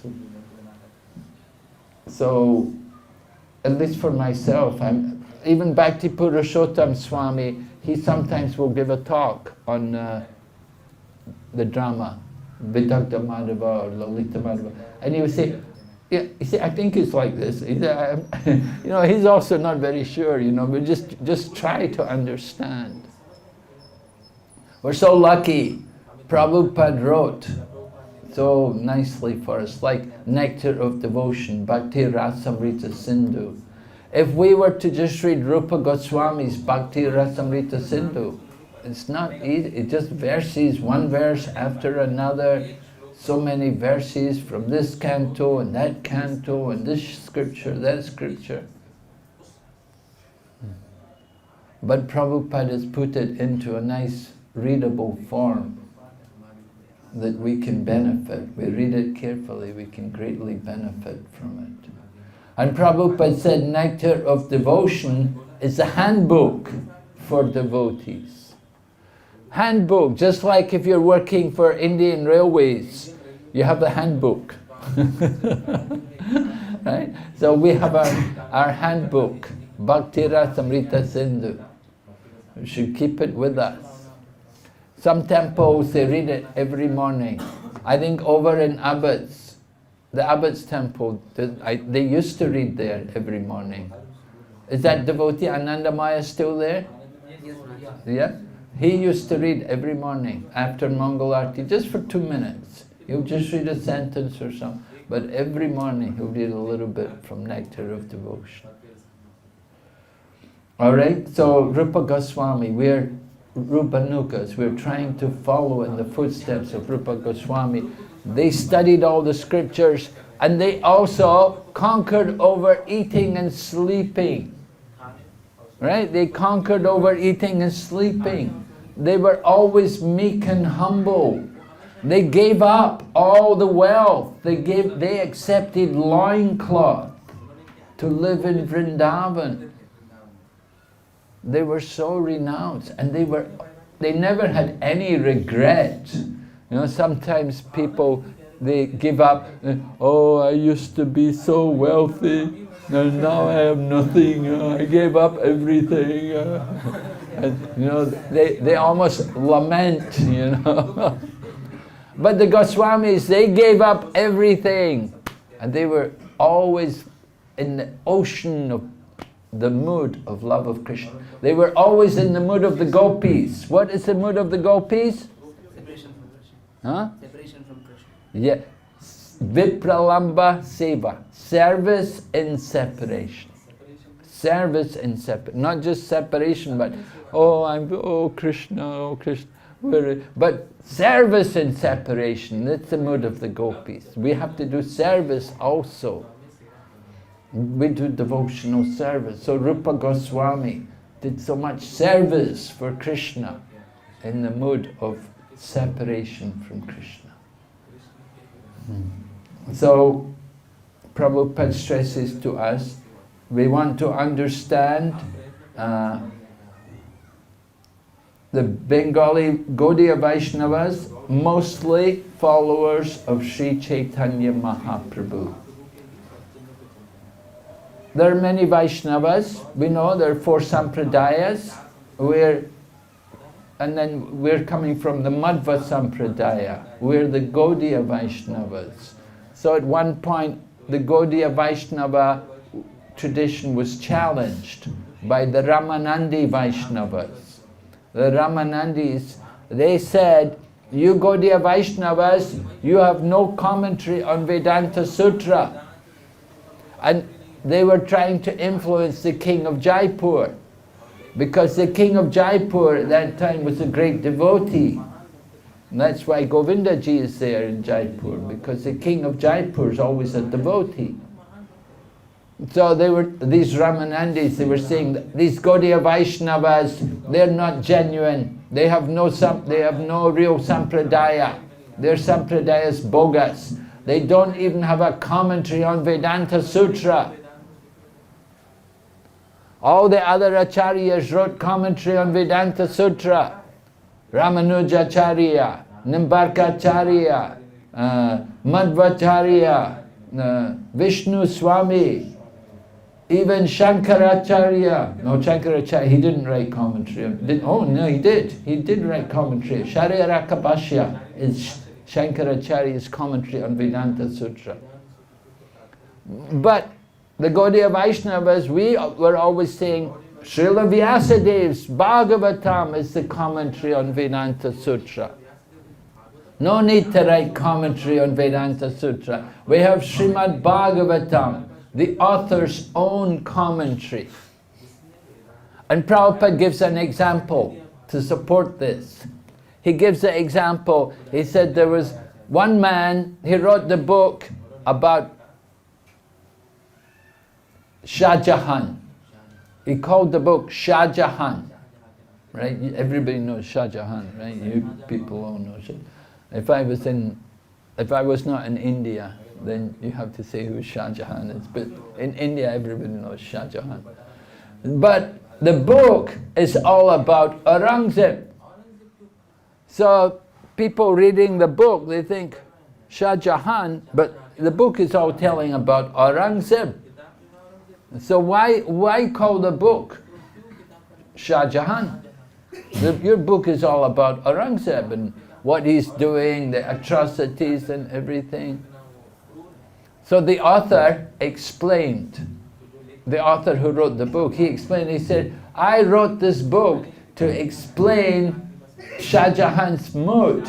That when Aurangzeb is doing all the atrocities, the father is in the jail, and his brothers are being killed by Aurangzeb, and Aurangzeb's doing so many atrocities, killing so many brahmanas, and doing so many things, breaking the temples and everything. So Shah Jahan is feeling very bad that my son is such a demon, he's such a bad person. So the book is about Shah Jahan feeling the distress over his son. But only the author could explain the purpose behind the book. So similarly, we say Srila Vyasadev's commentary on Vedanta Sutra is Srimad Bhagavatam. Srila Vyasadeva wrote Vedanta Sutra. He knows the purpose of Vedanta Sutra. And he's given the commentary in Srimad Bhagavatam. But no, everybody wrote their own commentary. If you Gaudiya Vaishnavas are genuine, where is your commentary on Vedanta Sutra? So, the message came to Vishwanath Chakravarti Thakur in Vrindavan. And Vishwanath Chakravarti Thakur, he was very old at that point and he was in poor health. He didn't want to leave Vrindavan. But Baladeva Vidyabhusan was there. And Baladeva Vidyabhusan had been trained by Vishwanath Chakravarti Thakur. So Vishwanath Chakravarti Thakur told Baladeva Vidyabhusan, you go to Jaipur. You go to Jaipur and answer their challenge. So Baladeva Vidyabhusan went there to Jaipur. And then they told him, where is your commentary? Bring your commentary, let's see it. So Baladeva Vidyabhusan prayed to Govindaji, and we get Govinda Bhashya. His commentary is called Govinda Bhashya, the speaking of Govinda. And Prabhupada dedicates his Bhagavad Gita to the Govinda Bhashya, because Baladev wrote so nicely the commentary on Vedanta. And because he wrote commentary on Vedanta, Ramanandis were defeated. And the king of Jaipur was happy. He said, see, Gaudiya Vaishnavas, they're good, they're genuine. So we are Gaudiya Vaishnavas. In Gaudiya Vaishnavism, you see there are different kinds of Gaudiya Vaishnavas. Generally, everybody is a devotee of Sri Chaitanya Mahaprabhu. Not all, some. Most people follow Chaitanya. But then, followers of Chaitanya Mahaprabhu, not all follow Rupa Goswami. There are different people, different followers.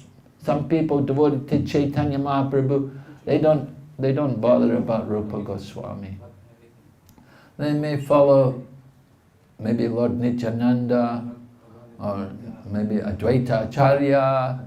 There are so many great devotees there, right?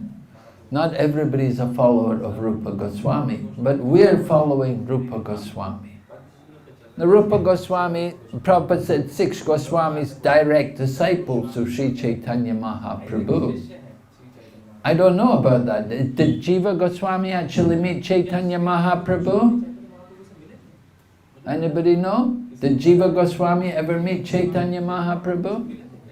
I don't think so. But Prabhupada says here, they're all direct disciples. Yeah? When he was young. When he was very young boy, yeah? Yeah, maybe because he met Rupa and Sanatana. And Balaba, of course, Jiva was the son of Balaba. Balaba was the brother of Rupa and Sanatana. So Balaba had died and Jiva was brought up under the care of Rupa, his 2 uncles. Okay, so when he was a young boy, just like Tapana Mishra met Lord Chaitanya Mahaprabhu. Lord Chaitanya Mahaprabhu had gone to Bangladesh and Tapana Mishra had come to take shelter of Chaitanya Mahaprabhu. Chaitanya Mahaprabhu told him, go to Benares and I'll meet you in Benares. And so at that time, Chaitanya Mahaprabhu met the son of Tapana Mishra, Raghunath Bhatta Goswami. Raghunath Bhatta Goswami, he was the son of Tapana. And Lord Chaitanya told him, you stay with your mother and father till they leave the world. After they leave the world, then you come to Vrindavan. And Gopal Bhatta Goswami Lord Chaitanya had met him in Trichy at Sri Rangam, and Lord Chaitanya got letters, some correspondence from him. Lord Chaitanya encouraged him to go to Vrindavan, and Gopal Bhatta went to Vrindavan. And he was very helpful to edit some of the writings because he was born in that nice family, he was expert in Sanskrit, and he could help to edit the writings of Rupa, Sanatana, like that. So the Goswami, and then Raghunath, of course, Raghunath Goswami, he is not from the Brahmana family, not the Brahmana caste, but he comes to Jagannath Puri and he takes shelter of Sri Chaitanya Mahaprabhu, and then later after Sri Chaitanya Mahaprabhu left the world, then Raghunath went to Vrindavan and took shelter of Rupa and Sanatana. So this way the Goswamis, they're all direct disciples of Chaitanya Mahaprabhu, and we're following these Goswamis.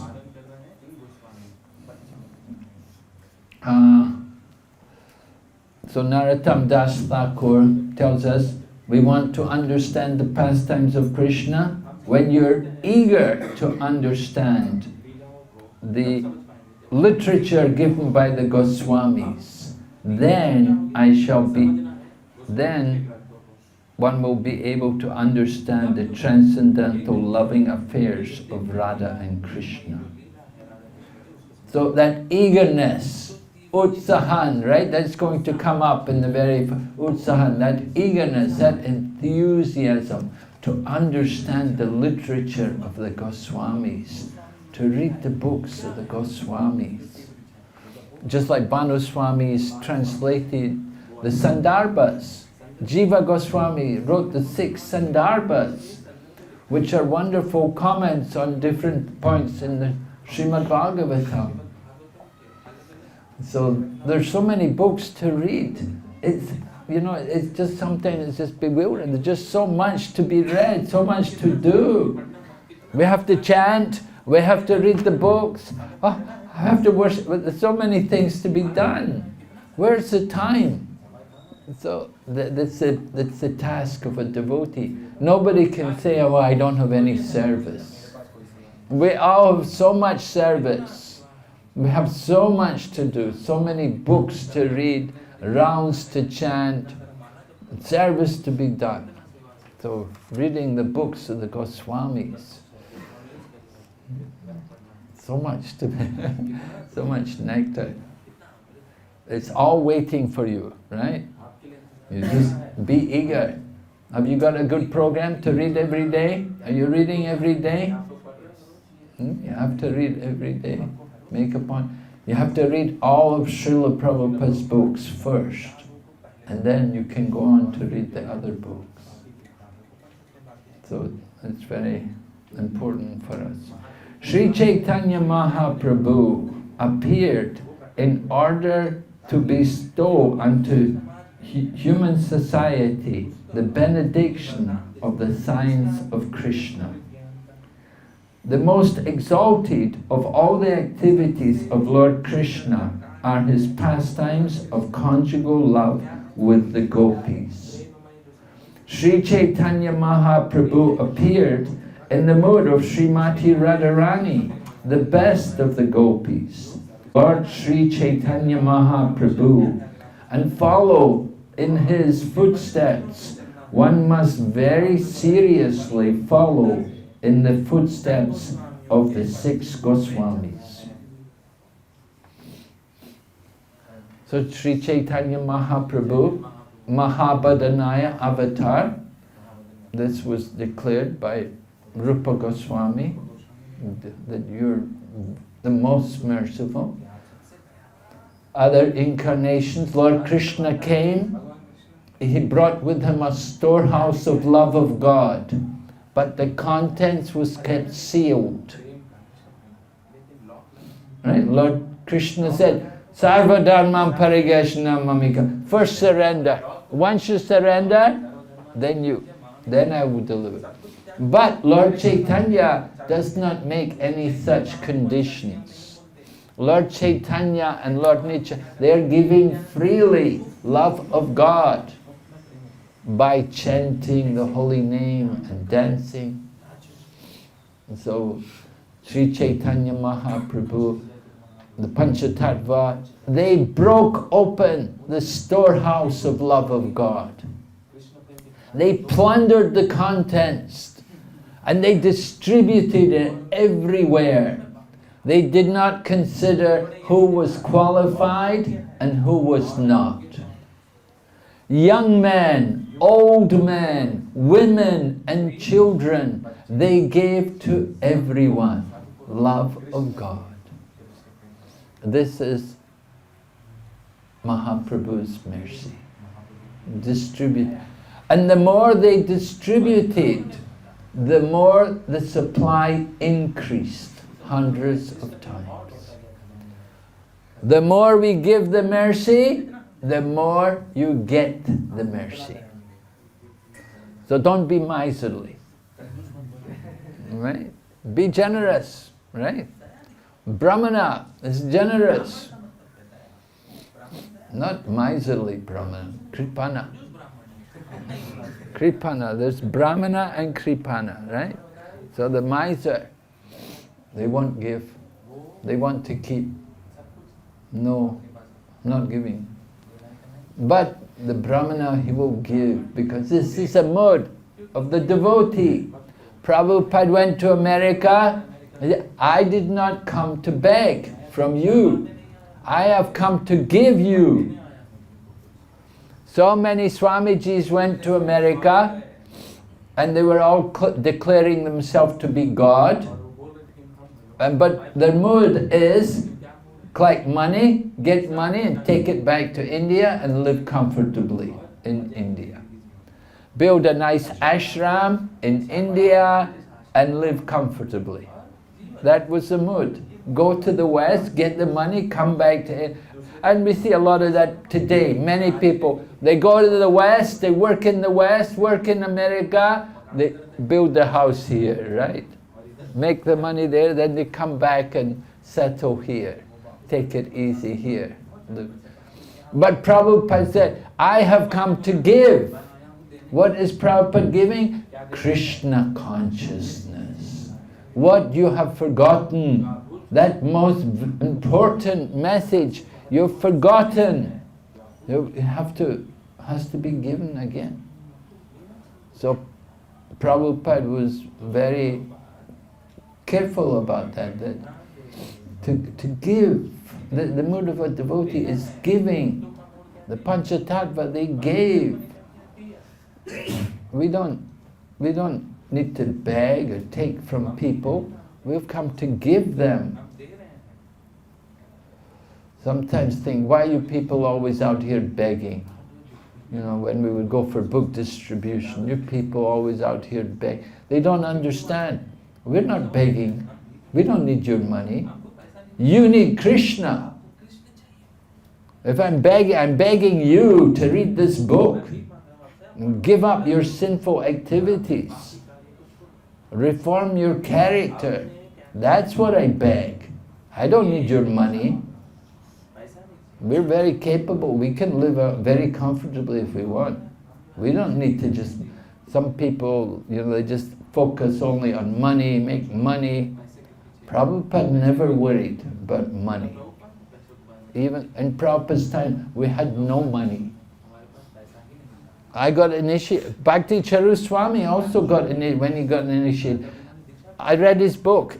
Bhakti Charuswami wrote his autobiography about Krishna consciousness, how he came to Krishna consciousness, you know, what he was doing before becoming a devotee, and then he became, and he wrote about his time, and he described how he got initiation, and he told Prabhupada, he said, Srila Prabhupada, you say, I have no money, I don't have any money to give you Guru Dakshin.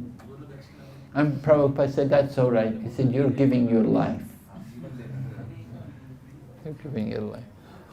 So I remember when I got initiated also, I got initiated in London in '71. And so we got initiated, we were about 18 of us got initiated from Prabhupada that time. Oh, we were all young people, you know, all young men. And Prabhupada initiated us.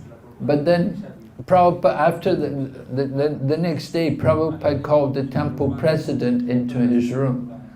Temple president was a man who come from America. He was a householder. So he'd come to England to help us because we were all new, and he'd been this man who came from America, he'd been a devotee 4 or 5 years. So he was a long time devotee, you know. And we were just like 4 or 5 months. So he was an old devotee. So he called the president to his room. Prabhupada said, you know, he said, I gave all these men initiation. He said, none of them gave me any Guru Dakshin. And the temple president said, Srila Prabhupada, they don't have any money. They don't have any money. We didn't have anything. We gave everything. I had money when I joined. The temple took it all away. Gave everything. Yeah. When I quit my job, the money I got, the salary, all went to pay the rent for the temple. Rented house, you know. And so, you know. But anyway, we went on Sankirtan that afternoon, and whatever we collected on Sankirtan, we gave that to Prabhupada. It wasn't very much though. It was quite interesting though. I'd forgotten about it, but then I was reading my teacher Ruswami's book, and he was describing, and I remembered how it also happened when I... But sometimes, you know, some of the gurus, some people, they're very, you know, how much will you give me when I initiate? Or they will charge, they have a charge. You want to get initiation, this is a charge, you know, fixed price, you know.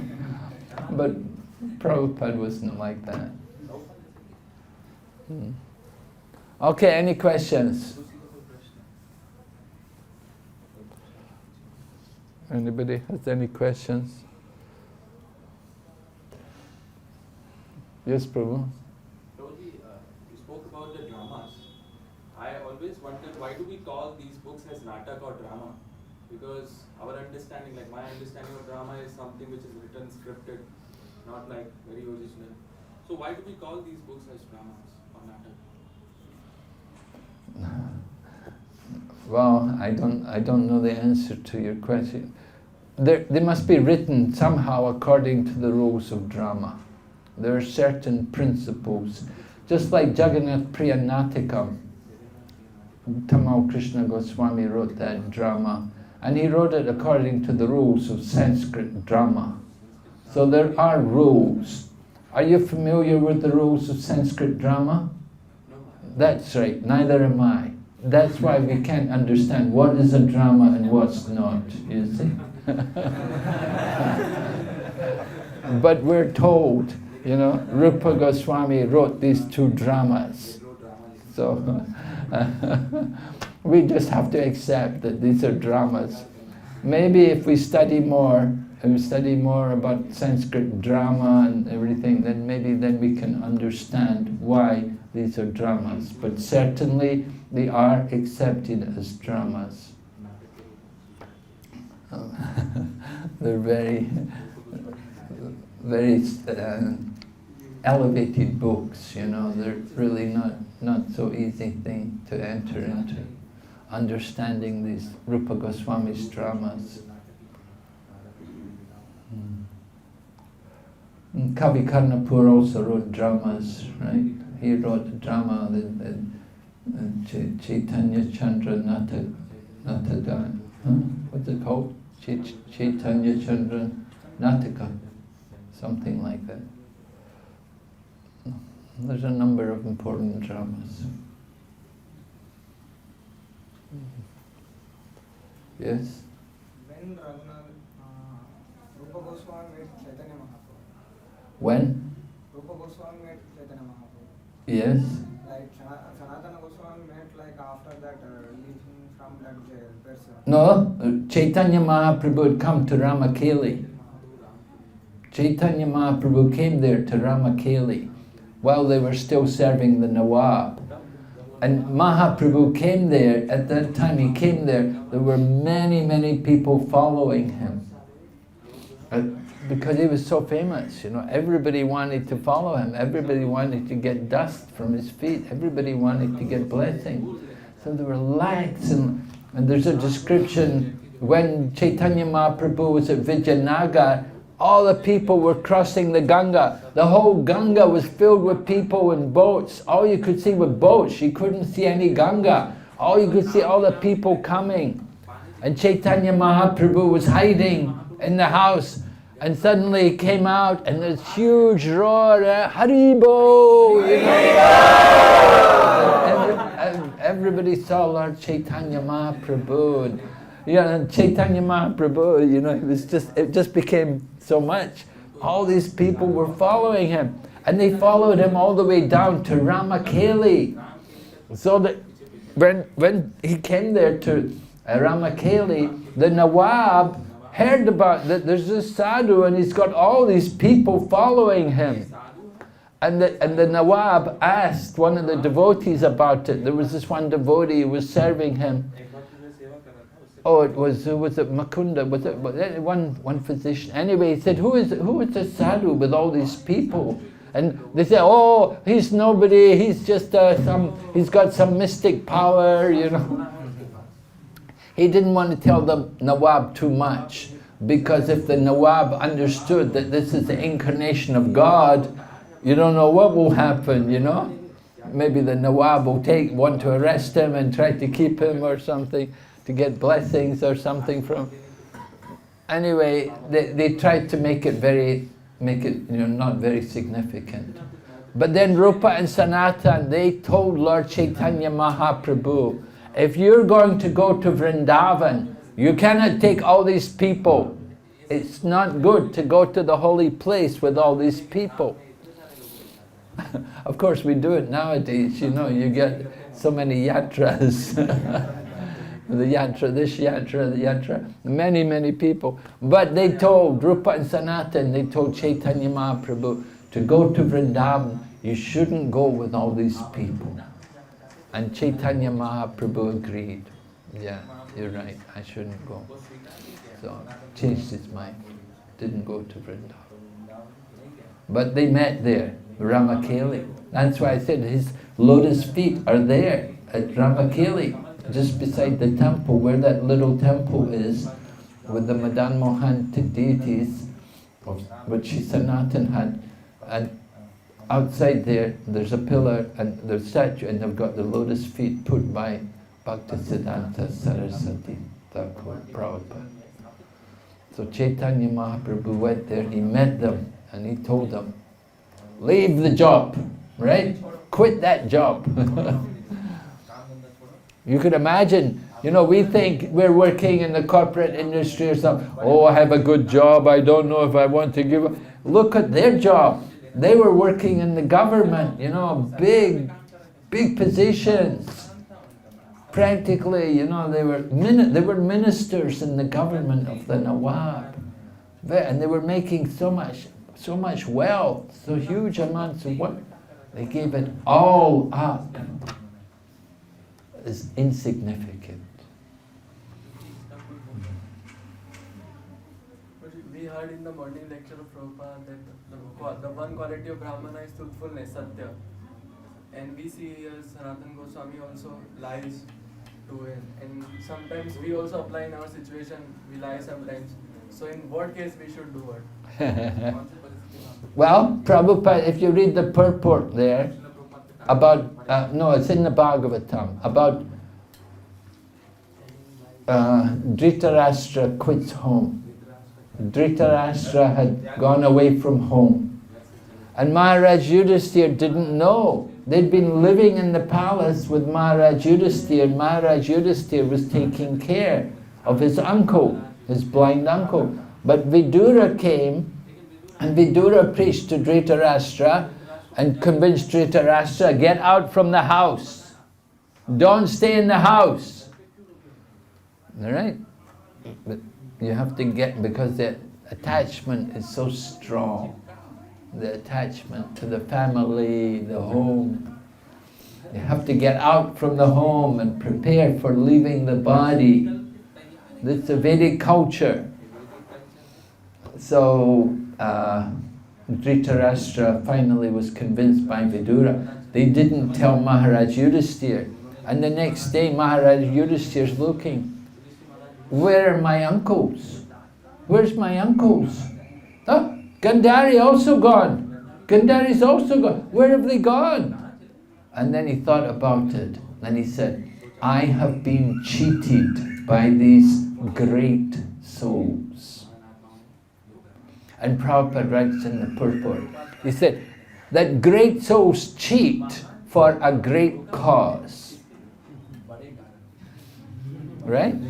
So you can, if your cheating is for a great cause, it's all right. You have to consider, what is the cause of your cheating? Why are you cheating? Is it for your sense gratification, or is it for Krishna's service? Right? Of course, Dhritarashtra wasn't going to serve Krishna, but he wasn't able to serve Krishna, but for a greater cause. He wanted to get out of the attachment to the material world. He did that. He got freed of his attachment to the material world. And he got impersonal liberation. He wasn't ready for devotion. So you can cheat for a great cause. There are many examples of cheating. As you said, Sanatan cheated the jailer, told the jailer, I'm going to go to Mecca. And then, who else cheated? Lord Vamanadev? Yeah, well, did he cheat? He said 3 steps of land. 3 steps. He got 3 steps, right? Special steps. Who cheated? Some other cheaters? Cheating? Huh? Who? What did he do? Oh yes, right. Ashwatthama in the battle of Kurukshetra. Ashwatthama is dead. Ashwatthama, the elephant, is dead. So then Drona hears that, and then he stops fighting. And then they can kill Drona. Cheating for a great cause. Prabhupada told his wife, he said, do you want tea or you want me? His wife said, tea or you? I'd rather have tea. So Prabhupada, okay. He left home. Going.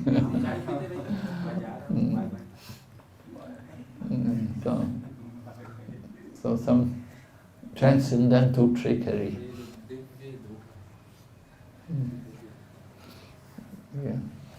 So great souls cheat for a great cause. Yes, Prabhu? Hare Krishna Maharaj. Thank you very much Maharaj for a wonderful session. Maharaj, little difficult to understand when Chaitanya Mahaprabhu gave the instruction to Sanatana Goswami and Rupa Goswami to go and excavate all the places. So now we, in current scenario, we see the archaeological department, they go and they see all the identical things are there. And that's how they identify. So how these great souls identify that these are the places of the past times of Radha and Krishna? Well, just like, how did Bhaktivinoda Thakur find out the birthplace of Sri Chaitanya Mahaprabhu?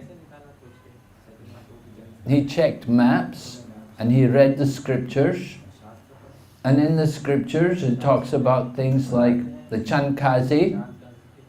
So the Chankazi Samadhi is there. Right? You've been to Mayapur? Yeah? So you've seen the Chankazi Samadhi.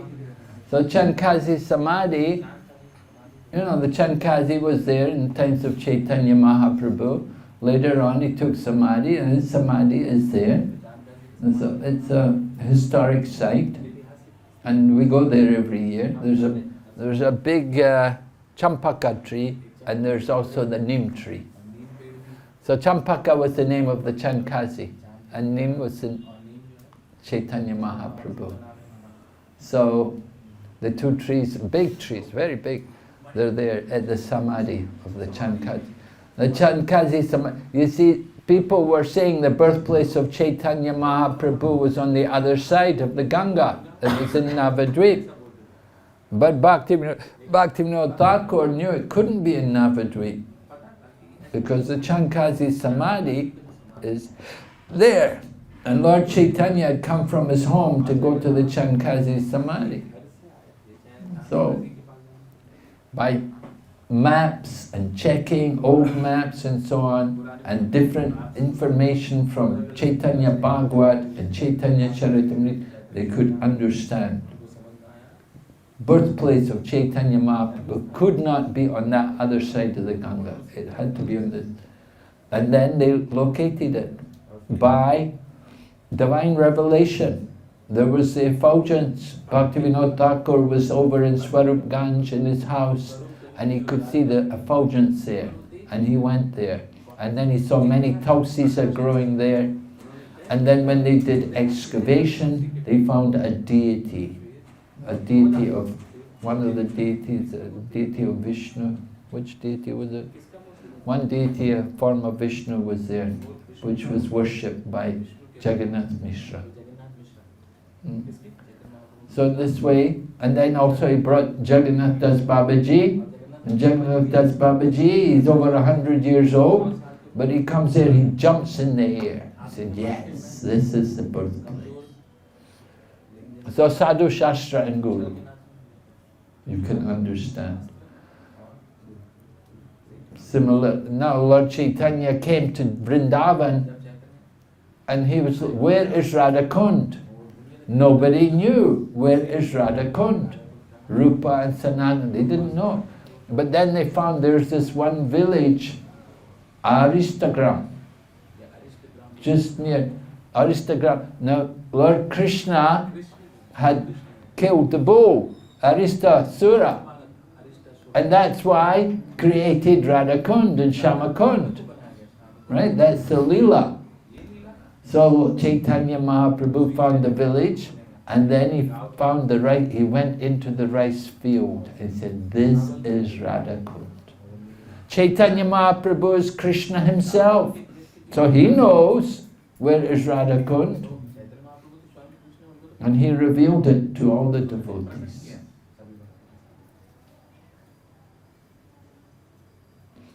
So many wonderful pastimes that took place. Govardhan Hill, you don't have difficulty to understand Govardhan Hill, right?